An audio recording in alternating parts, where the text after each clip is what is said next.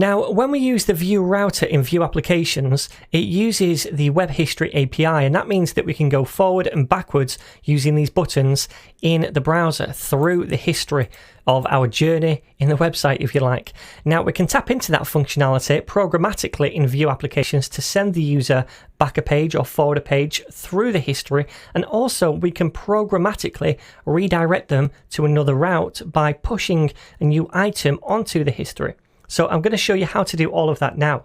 So to demo this, I'm going to go to our root component, app.view, and I'm going to create 3 buttons below the nav but above router view.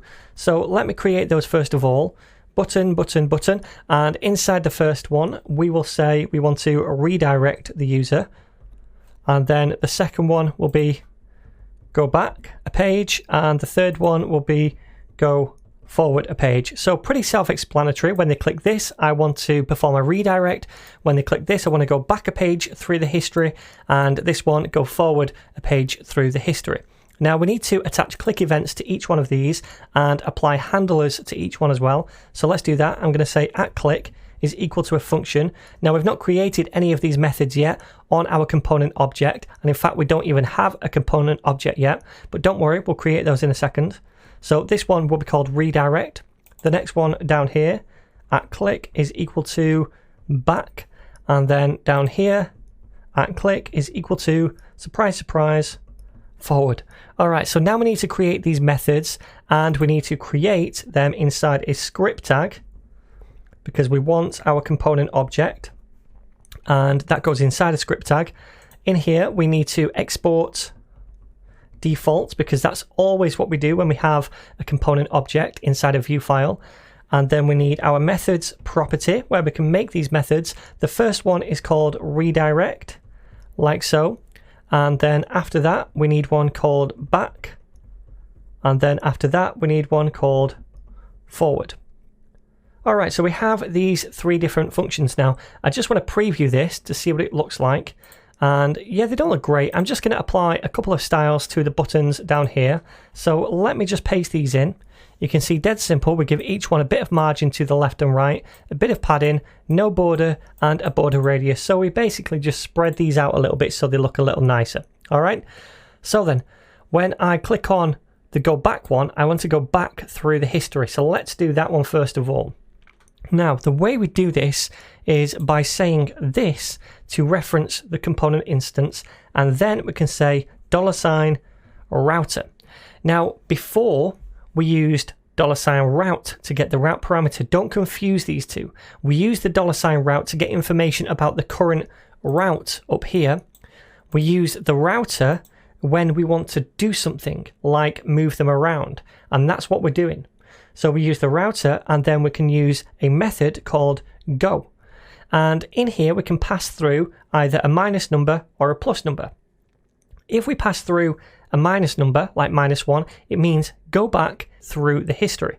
So let me just demonstrate this. I'm going to refresh on the home page to begin at the start over here. So we're on the home, then I'm going to go to about, then I'm going to go to jobs. Now, if I click the go back button, it should go to about. And it does. And if I click it again, it should go to home, and it does. And if I try to do it again, it's going to go back to what we were on before that. So that's us going back through the history one step at a time. Now this can be any number you want, for example, -2. Now if I go forward 2, so I'm currently on home, then about, then jobs, and then if I click go back, it should go back 1, 2, back to home, like that. So this is how many steps you want to go back through the history. Now I'm just going to leave it at -1. So remember, minus is go back through the history.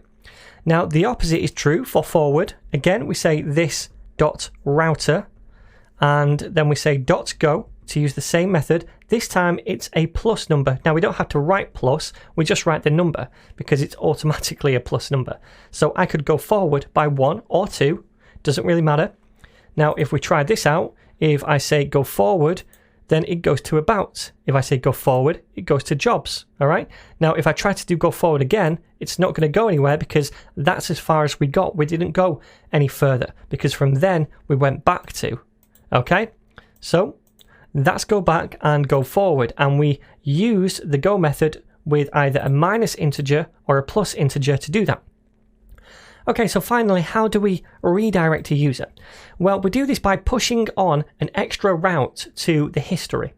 So for example, I can say this and then $router again, and then .push to push on a new route. And inside this, we use an object much like we do up here, the same kind of thing.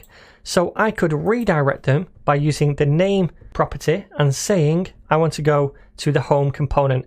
Now that is the name of this route right here. Okay, so we get redirected to that route. So if I save this now, I'm on jobs. If I click on redirect, it goes home, and I can go back again to go back to jobs.